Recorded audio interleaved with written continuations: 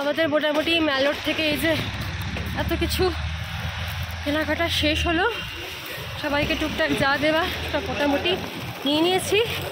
এবার যাচ্ছি হোটেলে। হোটেলে গিয়ে একটু টুকটাক অল্প কাজ আছে, সেগুলো সেরে আমরা সবাই বেরিয়ে পড়বো।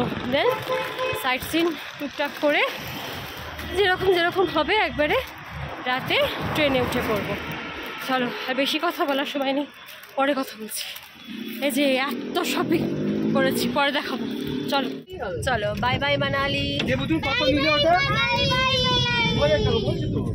এটা তাকাই দিকে পিহু, আমি তো কটকট কিনি, আমি মেয়ের একটা জ্যাকেট কিনবো 300 টাকা। হ্যাঁ 1000 টাকা। Bye bye Manali. হ্যাঁ 1000 টাকাটা 300 টাকা, কিন্তু আমি 500 টাকা নিয়ে নাম। Our hearts beat to the city streets. We began to feel the fire. We rise like tall buildings as the chemicals they take us higher.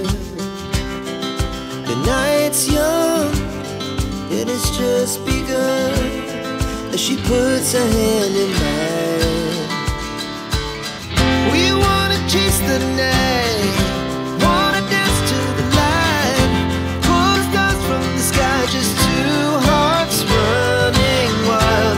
Never sleep, never stop, as we shout from the top.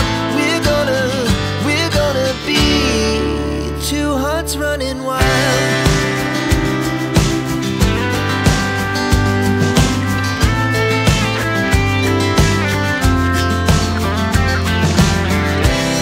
Now the morning is the afternoon. We lay awake in bed. The laughs so loud as the hours pass. We're gonna do it all again.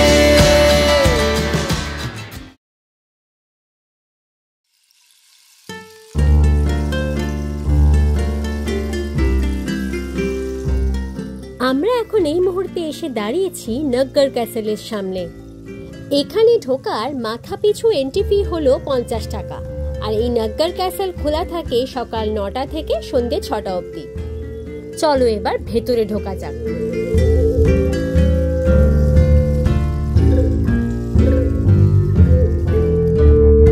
ক্যাসেলটির main gate দিয়ে ঢুকে একটু এগোলেই ঠিক বাঁ হাতে চোখে পড়বে এরকম একটি ট্যুরিস্ট ম্যাপ বোর্ড, যেখানে এই নগ্গর ক্যাসেলের আশেপাশের দর্শনীয় স্থানগুলি যেরকম উল্লেখ করা রয়েছে, ঠিক তেমনি এই নগ্গর ক্যাসেলে কোন কোন সিনেমার শুটিং হয়েছিল সেগুলোরও উল্লেখ করা রয়েছে।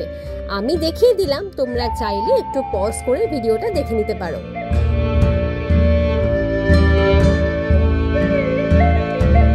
আরও একটু এগিয়ে গেলে চোখে পড়বে এরকম একটি সুন্দর সেলফি পয়েন্ট। দুপাশে রয়েছে দুটো ইয়াকের মাথা, আর তার মাঝে বসে তোমরা ইচ্ছে মতো বেশ কয়েকটা সেলফি বা সুন্দর সুন্দর ফটো তুলে নিতেই পারো।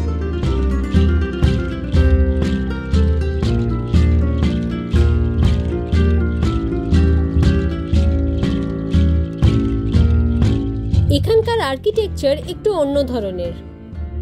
এখানে কাঠের পিলারগুলিকে হরাইজন্টালি রাখা হয়েছে। এই ধরনের গঠনশৈলীকে বলা হয় কাঠকুনি পদ্ধতি, এবং এটি আর্থকুইক প্রুফড। এটি হলো এখানকার রিসেপশন এরিয়া, আর এই হলো এই নগ্গর ক্যাসেল হোটেলের রিসেপশন। চলো এবার যাওয়া যাক এই ক্যাসেল বা দুর্গের অন্দরমহলে। এই সরু গলি দিয়েই রাস্তা দুর্গের ভেতরে যাওয়ার, আর ঢুকেই ঠিক বাঁ হাতে রান্নাঘর।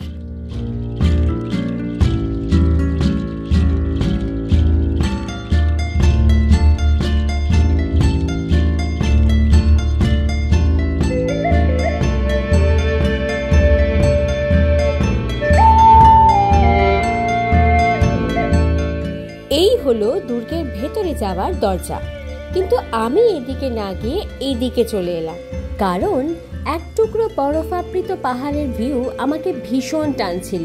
এই যে ঠিক এই জায়গাটা থেকে, চলো তোমাদেরকেও দেখাই।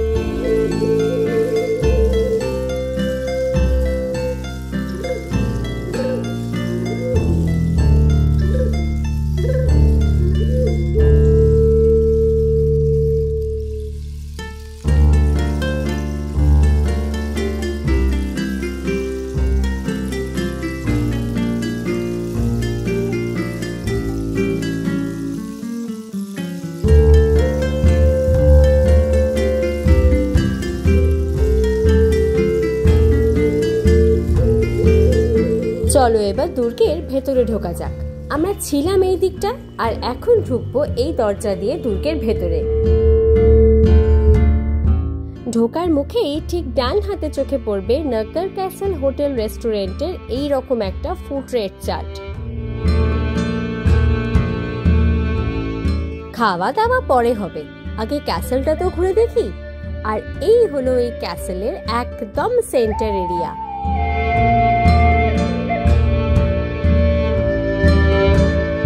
দুর্গের বিশেষত এই জায়গাটাতে বহু সিনেমা শুটিং হয়েছে। আমার তো এই জায়গাটাতে এসেই একটা বিখ্যাত সিনেমার বিখ্যাত গান মনে পড়ছে। কি তোমাদেরও মনে পড়ছে নাকি জব উই মেটের সেই বিখ্যাত গানটা?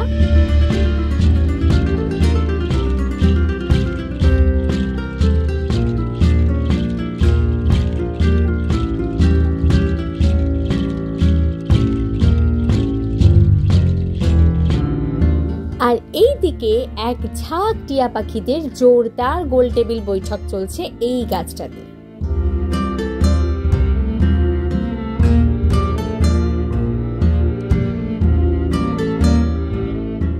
আর এই যে আমি, এই দুর্গের মহারানী। আর এই হলো ক্যাসেল থেকে বাইরের নাজারা। জাস্ট দেখো, সারি সারি বরফাবৃত পাহাড়, আর তার উপরেই রয়েছে সাদা তুলোর মতো মেঘ। এক এক সময় মেঘ আর পাহাড় মিলেমিশে একাকার।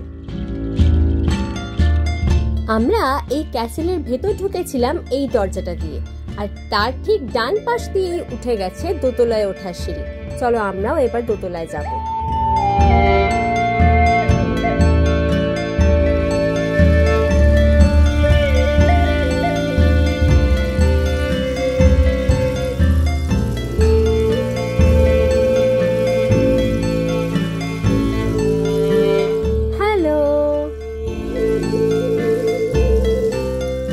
আর এই হলো এই দুর্গের most wanted view point and most viral photo session zone.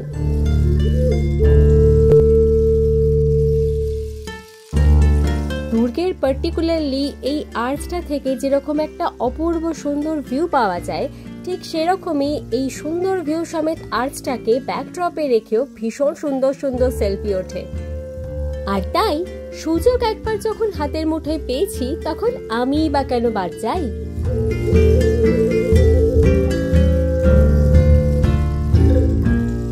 একটু আগেই বলছিলাম এখানকার গঠনশৈলী যেরকম অন্য ধরনের, সেরকমই এখানকার কাঠের কাজের নৈপুণ্যতাও জাস্ট নেক্সট লেভেলের। দেখো একবার।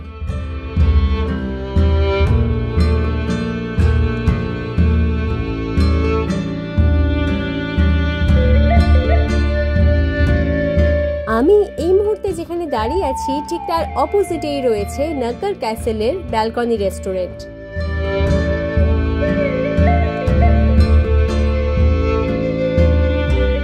এই দুর্গের সবকিছুই আমার অভিনব লেগেছে, গঠনশৈলী, কাঠের কাজ, আর এখন এই লাইটিংও। চলো এবার রেস্টুরেন্টটার ভেতরে ঢোকা যাক।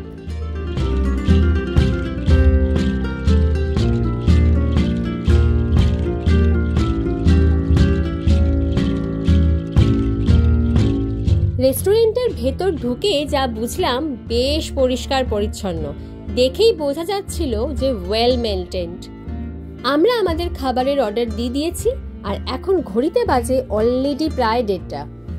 এখান থেকে ভিউটা এতটাই অসাধারণ যে বারবার দেখেও যেন মন ভরছে না, খালি মনে হচ্ছে আরো দেখি। চলো, খাবার যতক্ষণে রেডি হয়ে আসবে ততক্ষণে কয়েকটা সুন্দর সুন্দর ফটো আর সেলফি তুলে নেওয়া যাক।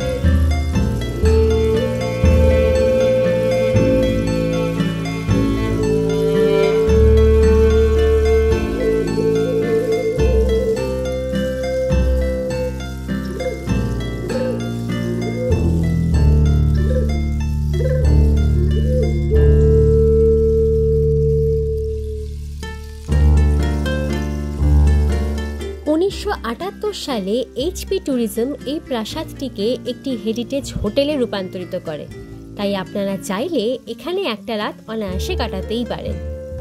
এই যে আমরা সিঁড়ি দিয়ে এখানে দোতলায় উঠে এলাম, আর ঠিক এই জায়গা থেকে শুরু হচ্ছে residential area.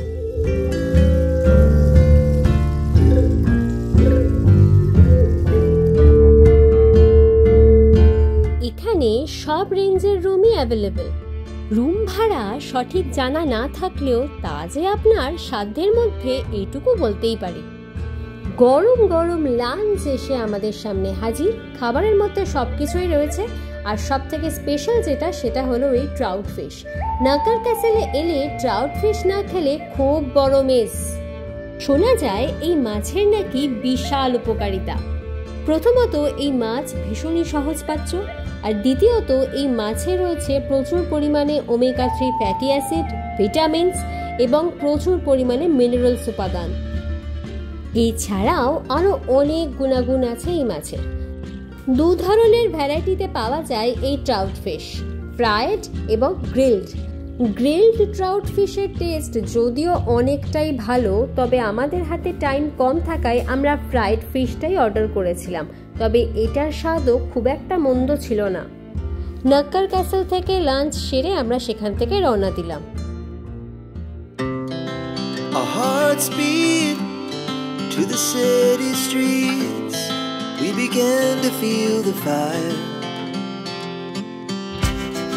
We rise like tall buildings as the chemicals they take us higher.